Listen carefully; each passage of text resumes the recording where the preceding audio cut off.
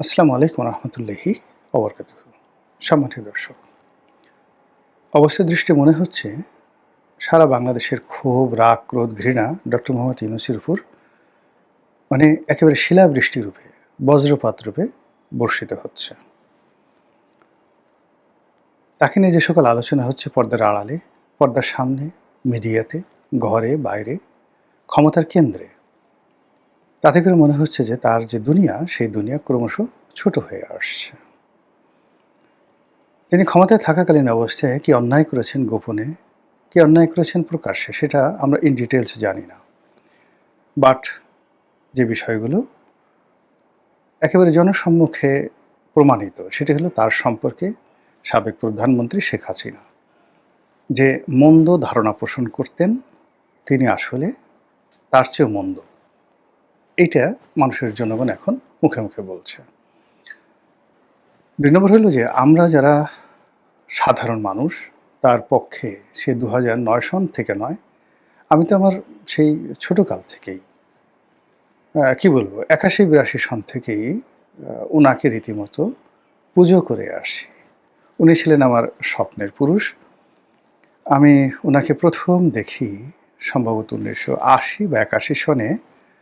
উনি আমার নির্বাচনী এলাকাতে গিয়েছিলেন। আমরা তখন স্কুলে পড়ি বা সেই। তো গ্রামীণ ব্যাংকের একটি শাখা উদ্বোধনের জন্য উনি গেলেন ৮০ সনে সম্ভবত, আমার মনে নাই। কিন্তু ওই স্মৃতিটা আমার মনে আছে এবং সেটা নিয়ে আমি একটা অসাধারণ একটা লেখা লিখেছিলাম। উনাকে নিয়ে আমি ২ টো লেখা লিখেছি। একটা 'নয়াদিগন্তে', একটা 'বাংলাদেশ প্রতিদিনে'। তো এই ২ টো লেখা পড়ার পরেই উনি আমাকে টেলিফোন করে ধন্যবাদ জানিয়েছিলেন এবং বলছেন যে, "রনি, আ আপনি আমার সম্পর্কে যা লিখেছেন, আমি নিজেও এরকমভাবে লিখতে পারতাম না। এবং আপনি আমাকে যেভাবে ফুটিয়ে তুলেছেন, আমার গ্রামীণ ব্যাংক, আমার ডক্টরেট ডিগ্রি, আমার সবকিছু, আমার কাছে মনে হচ্ছে যে আসলে আমি এইরকমই।" এভাবে ফুটিয়ে তুলেছেন এবং উনি এই বইগুলো আবার কম্পাইল করেছেন। এই লেখাগুলো আমাদের যারা বিভিন্ন সময় উনার লেখা বা উনার সম্পর্কে যত লেখা আছে, সেই লেখাগুলো কম্পাইল করেছেন। কম্পাইল করে ওর মধ্যে আবার একেবারে শীর্ষ জায়গাতে আমার ওই লেখাগুলো উনি ছাপিয়েছেন। ছাপিয়ে আবার ওই বই আবার আমার কাছে তিনি পাঠিয়ে দিয়েছেন। তো তার যে সেক্রেটারি লামিয়া মোর্শেদ, তো লামিয়া উনার প্রথমে লামিয়া টেলিফোন করতেন। উনি লামিয়ার সঙ্গে লামিয়া উনার সঙ্গে আবার কথা বলিয়ে দিতেন। কিন্তু পরবর্তীতে উনি সরাসরি ডাইরেক্ট উনার ফোন থেকে আমাকে টেলিফোন করতেন। তো বোঝার চেষ্টা করুন যে তার সঙ্গে আমার কী পরিমাণ সম্পর্ক ছিল ব্যক্তিগতভাবে। তো যার জন্য তিনি যখন এই সরকারের প্রধান হলেন, I was happiest man in the world. উনার জন্য শেখ হাসিনার সাথে আমার সম্পর্ক খারাপ হয়েছে। ২ নম্বর হলো উনাকে আমি খুব ভালো জানতাম। আমি মনে প্রাণে চাইতাম যে উনি খুব ভালো করুন। উনি একবার একটা লেখা লিখেছিলেন অনেক আগে, অসাধারণ একটা লেখা লিখেছিলেন। সেই লেখাটা ছিল যে আমি যদি দুর্নীতি দমন কমিশনের চেয়ারম্যান হতাম। তো দুর্নীতি দমন কমিশনের চেয়ারম্যান হলে তিনি কি করতেন, সেই কথাগুলো লিখেছেন। আমি বহুবার সেই লেখাগুলো পড়েছি। আর সেটা দ্বারা তখন থেকে আমার মনে হতো যে না, এরকম মানুষ দুর্নীতি দমন কমিশনের চেয়ারম্যান নন। উনি যদি বাংলাদেশের প্রেসিডেন্ট, বাংলাদেশের প্রধানমন্ত্রী হন, তাহলে দেশ পাল্টে যাবে। তো সেই স্বপ্ন আমি ধারণ করতাম। এমনকি আমি যখন এমপি হলাম, আমি আওয়ামী লীগের এমপি হওয়ার সত্ত্বেও আমার একটা স্বপ্ন ছিল যে এই বাংলাদেশে যদি ডক্টর মোহাম্মদ ইউনূস কোনোদিন প্রধানমন্ত্রী হন, কোনোদিন রাষ্ট্রপতি হন, এই দেশের ব্যাপক পরিবর্তন হবে। আর এমপি হওয়ার আগে তো উনি ছিলেন একেবারে স্বপ্নের রাজপুরুষ। ব্যক্তিগতভাবে তার সঙ্গে আমার কিছু হয়নি টিল নাও। আমি তার দ্বারা ক্ষতিগ্রস্ত হইনি। তার কাছে আমার কোনো কনসিডারেশন নেই, কোনো চাওয়ার নেই, কোনো পাওয়ার নেই। আমার কাছে তার কোনো চাওয়া পাওয়ার নেই। কিন্তু কি হলো, ওই যে যেহেতু তিনি স্বপ্নের পুরুষ, আমি চেয়েছিলাম যে তিনি খুব ভালো করুন। তিনি মাহাথির মোহাম্মদ হন। তিনি বাংলাদেশের অ্যাটলিস্ট এখন যে মালয়েশিয়ার বর্তমান প্রধানমন্ত্রী রয়েছেন আনোয়ার ইব্রাহিম, তিনি তার পর্যায়ে হন। তারপর বারাক ওবামার মতো তার দ্যুতি ছড়িয়ে পড়ুক। বাংলাদেশ খুব বড় কিছু না হোক, কিন্তু গণতন্ত্রায়ন, তারপরে শিক্ষা, এরপরে সংবাদপত্রের স্বাধীনতা, এরপরে গ্লোবাল অ্যাসপেক্টে আমাদের যে মান মর্যাদা, এই জিনিসগুলো বাড়ুক। মানে খুব বেশি তার কাছে চাওয়া ছিল না। আমি চাইতাম উনি ৫ বছর না, উনি আসলে ১০টা বছর থাকুক এবং উনি ক্ষমতায় আসবেন, ৫ বছর ক্ষমতায় থাকবেন। এই ব্যাপারে রাজনৈতিক দলের যে শীর্ষ পর্যায়ের নেতাদের সঙ্গে আমার যতটুকু আলাপ আলোচনা হয়েছে, সেটা ধরেন ২০২১, ২২, ২৩ সনে আমি যাদের সঙ্গে কথা বলেছি, আমি এই একই কথা বলেছি। এটি ইনু সাহেব জানানও না যে আসলে এই মুহূর্তে যদি একটা পালা পরিবর্তন হয়, সরকার প্রধান হওয়ার জন্য ইনুস সাহেবের বিকল্প বাংলাদেশে কেউ নাই। তো সেখানে তারেক রহমান সাহেব থেকে শুরু করে অন্যান্য যাদের সঙ্গে আলোচনা হয়েছে সবাই বলেছেন যে হ্যাঁ, আপনি ঠিকই বলেছেন। দ্বিতীয় আমি যে কথাটা বলেছি যে আসলে ওনাকে একটা ব্রিদিং টাইম দিতে হবে ৫ বছরের জন্য। আর সেই ব্রিদিং টাইম দেওয়ার কারণ সময়ে উনি যেভাবে দেশটাকে একটা জায়গাতে নিয়ে যাবেন, আর রাজনৈতিক দল হিসেবে আপনারাও এই যে পেইনগুলো আছে বা শেখ হাসিনার জমানাতে আপনারা যেভাবে কাজ করতে না পারার কারণে যে সাংগঠনিক দুর্বলতা দেখা দিয়েছে, এই সাংগঠনিক দুর্বলতাটা ৫ বছরে কাটিয়ে উঠতে পারবেন। ফলে আগামীতে আওয়ামী লীগকে আপনারা রাজনৈতিকভাবে মোকাবেলা করতে পারবেন। এবং বিশ্বাস করেন যে দেশের শীর্ষ যত রাজনৈতিক নেতৃবৃন্দ রয়েছেন, আমি এই কথাগুলো টেলিভিশনে বলেছি, তাদের সঙ্গে টেলিফোনে বলেছি, স্কাইপে বলেছি, তারা সবাই অ্যাগ্রি করেছেন।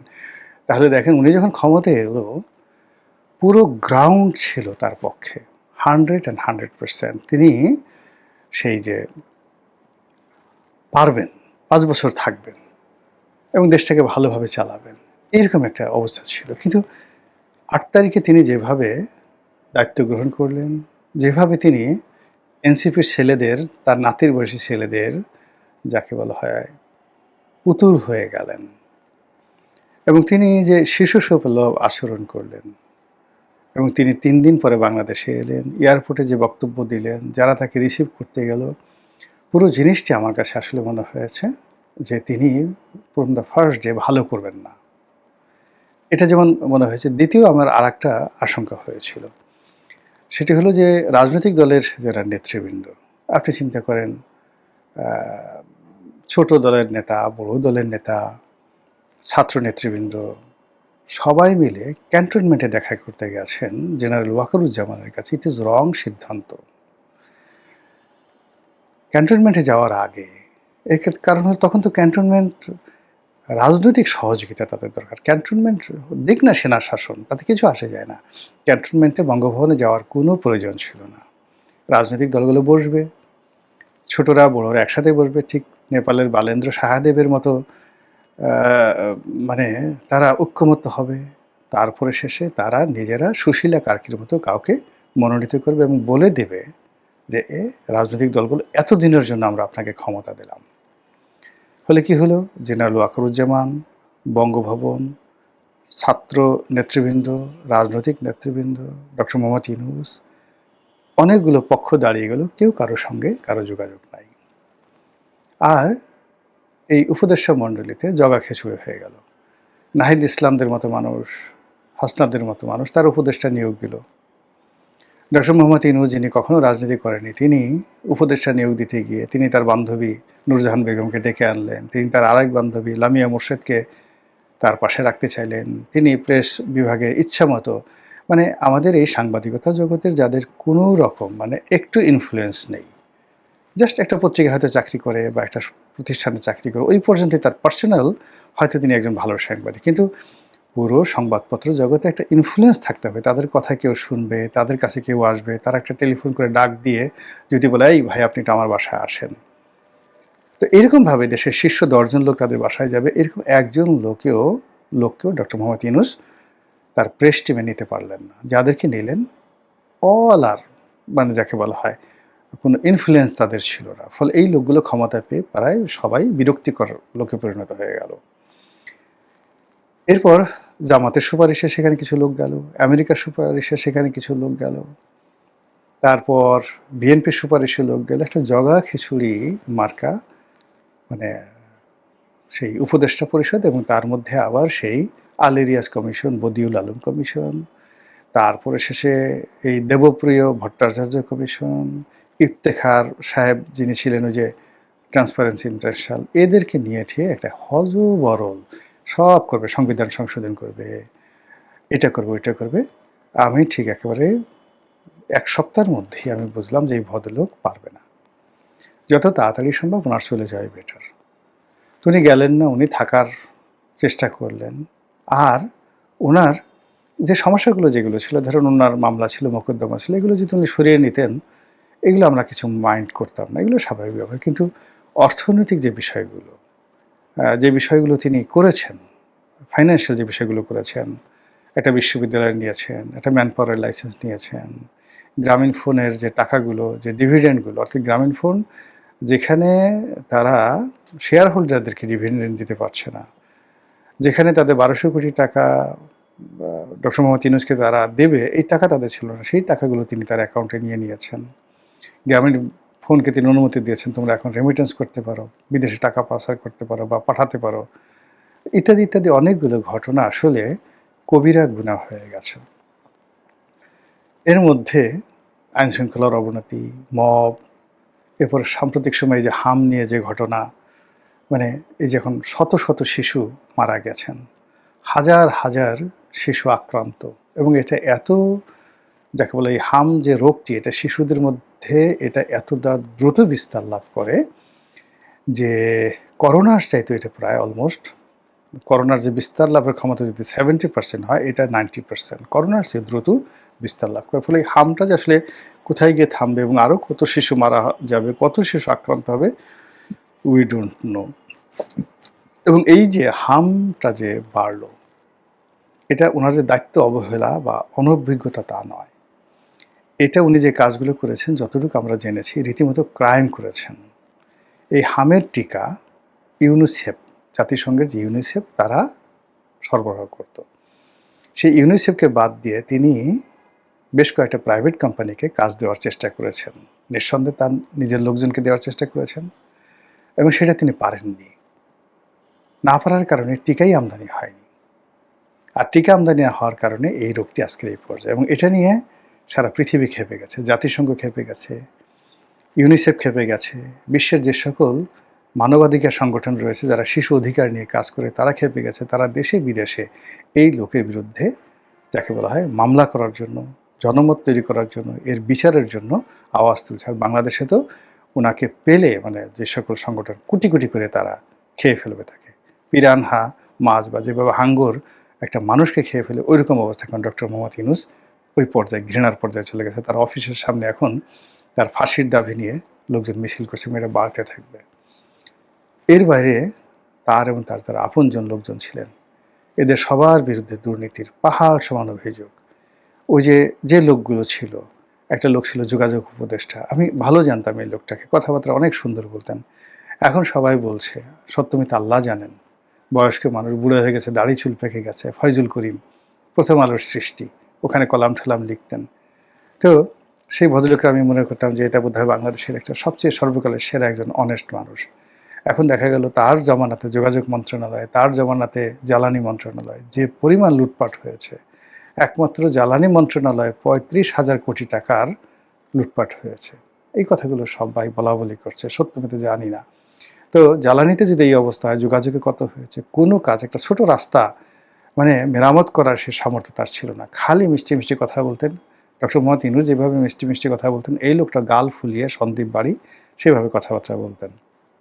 কিন্তু কোনো একটা পত্রপত্রিকা দেখে একটা রাস্তা উনি গিয়ে মেরামত করিয়েছেন এই 18 মাসে, এই ঘটনা ঘটেনি, কোনো ঘটনা ঘটেনি। কিন্তু তার জামানাতে ওই মন্ত্রণালয়গুলো, উনি এর সাথে জড়িত না জড়িত আল্লাহ জানেন, আর উনি ওনার কপাল জানেন, কিন্তু ওই মন্ত্রণালয়গুলোতে যে দুর্নীতি যেভাবে বেড়েছে, খালি জনপ্রিয়তা, যে এই আমি এত টাকা কম দিলাম, এই প্রকল্পের ব্যয় কমিয়ে দিয়েছি, এখানে এই কাজ করেছি, এই সকল গালভরা গল্প, কিন্তু দুর্নীতি ব্যাপক হারে বেড়েছে, কিন্তু কোনো কাজ হয়নি। আমি যেহেতু, উনি তো মানে 5টা বছর আমি বৃহত্তর যোগাযোগ মন্ত্রণালয়ের সংসদীয় কমিটিতে ছিলাম, ফলে উনি কি কাজ করতে পারেন, তারপরে ওনার সীমা পরিসীমা কী, দুর্নীতির কী, এই জিনিসগুলো আমার বলতে গেলে মুখস্থ। ফলে কাজে এই জিনিসগুলো যখন ওনার ক্ষমতা চলে যাওয়ার পরে ওনার সম্পর্কে শুনছি, বা ওনারকে আমি খুব ভালো জানতাম, ওনার পক্ষে অনেক কথাবার্তা বলেছি, কিন্তু শেষের দিকে যখন তার বদনাম ক্ষমতার শেষের দিকে ছড়িয়ে পড়লো, আমি ভীষণ রকম আহত হলাম। তো এইভাবে একইভাবে আরও অনেক কয়েকজন উপদেষ্টা, যারা দুর্নীতি করবে, যারা সরকার থেকে এই পদপদবি ব্যবহার করে লাইসেন্স নেবে, ব্যবসা বাণিজ্য করবে, কমিশন নেবে, দেশ বিদেশে টাকা পাচার করবে, এই জিনিসগুলো স্বপ্নেও আমরা কল্পনা করতে পারিনি। কিন্তু সেই কাজগুলো হয়েছে এবং সেই কাজগুলো হওয়ার পরে তারা আবার এই তারেক রহমান সাহেবের জমানাতে আবার সংগঠিত হচ্ছে। সবচেয়ে ভয়ঙ্কর ব্যাপার হলো যে ওই যে ডিপ স্টেট পলিসি, তারা প্রথম মাসখানেক তারা চুপচাপ ছিল। এখন তারা আবার দৌড়াদৌড়ি করছে, আবার কথা বলছে, আবার তৎপরতা বাড়িয়েছে। ফলে কি হলো, সরকার এবং এই ইনুস বাহিনী, তার সঙ্গে সঙ্গে তার মব বাহিনী, তার সঙ্গে সঙ্গে তাদের ডিপ স্টেট বাহিনী, তারা সব একেবারে প্রতিটা পক্ষ দাঁড়িয়ে গেছে। দাঁড়িয়ে গেছে আন্ডারওয়ার্ল্ড, দাঁড়িয়ে গেছে সেই জঙ্গিবাদ এবং সরকারের যে সকল হঠাৎ বন্ধু তৈরি হয়েছিল সেই বন্ধুরাও সরকারের পেছন থেকে ছড়িয়ে পড়েছে। ফলে আমরা আবার একটা মাঝখান ন্যায় একটা অবস্থার মধ্যে পড়ে গেছি যেখানে কোনো সেন্ট্রাল কমান্ড নেই কোনো কিছুর, এবং সেই কমান্ডের মধ্যে ডক্টর মোহাম্মদ ইউনূস তিনি আবার পড়ে গেছেন, তার লোকজন পড়ে গেছেন। ফলে এত ঘৃণা, এত ক্রোধ, এত বিশৃঙ্খলা, এত অস্থিরতা, সেই অস্থিরতার মধ্যে যে কখন কি হয়ে যায় এটা আমরা বলতে পারছি না। মহান আল্লাহ আমাদের সবাইকে হেদায়েত দান করুন, হেফাজত করুন। আসসালামু আলাইকুম ওয়া রাহমাতুল্লাহি ওয়া বারাকাতুহু।